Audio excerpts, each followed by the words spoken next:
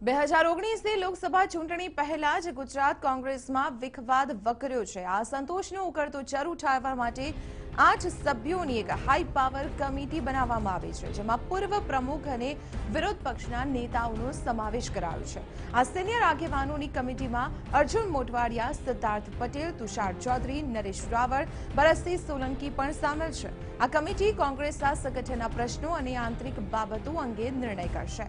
લોકસભાની ચૂંટણીમાં ટીમ કોંગ્રેસ તરીકે હાઈ પાવર કમિટી કામ કરશે।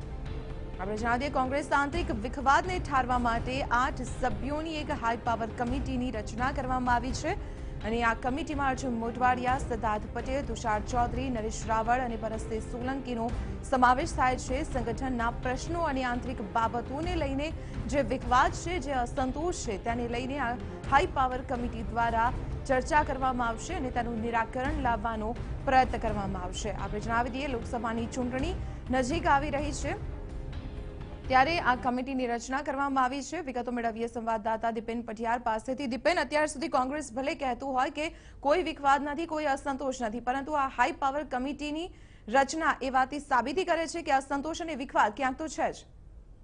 બિલકુલ દીપાલી, જે રીતે વિવાદ ચાલી રહ્યો છે કોંગ્રેસમાં યુવા નેતૃત્વ અને સિનિયર નેતાઓ વચ્ચેનો વિવાદ છે, ત્યારે સમગ્ર મામલો છે તે દિલ્હી હાઈકમાન્ડ સુધી પણ પહોંચ્યો છે અને જે રીતે સિનિયર નેતાઓ યુવા નેતૃત્વથી નારાજ છે, ત્યારે જે સિનિયરોની નારાજગી છે તે સૂત્રો પાસેથી જાણવા મળ્યા મુજબ જે હાલના પ્રદેશ પ્રમુખ છે તેમની કામગીરી કરવાની જે પદ્ધતિ છે તેનાથી સિનિયરોની નારાજગી છે। કોઈ પણ જે નિર્ણય લેવાના હોય છે તે નિર્ણય લેવામાં કોઈના સિનિયર નેતાઓને પૂછવામાં નથી આવતું, કોઈને પૂછ્યા વિના નિર્ણય લેવામાં આવે તેવો આક્ષેપ છે। ત્યારે હવે હાઈકમાન્ડ છે તેમની સૂચના મુજબ આ સમગ્ર વિખવાદ છે, સંગઠનનો વિખવાદ છે, તેને ઉકેલવા માટે 8 સભ્યોની જે હાઈ પાવર કમિટી છે તે કમિટી બનાવવામાં આવી છે, જેમાં પૂર્વ પ્રદેશ પ્રમુખ અને પૂર્વ જે સીએલપી નેતાઓ છે તે નેતાઓનો સમાવેશ કરવામાં આવ્યો છે। અર્જુન મોટવાડિયા હોય, સિદ્ધાર્થ પટેલ હોય, તુષાર ચૌધરી હોય, નરેશ રાવળ હોય, ભરતસિંહ સોલંકી હોય, તમામ નેતાઓનો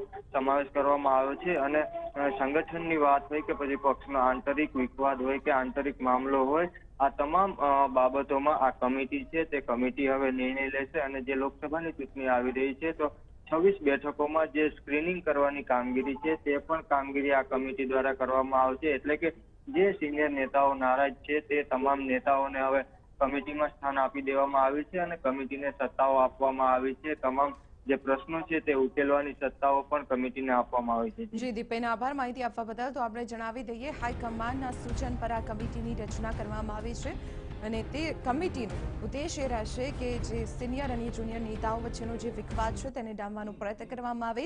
આ ઉપરાંત 2019ની ચૂંટણીને લઈને પણ આ કમિટીને કેટલીક સત્તાઓ આપવામાં આવી છે।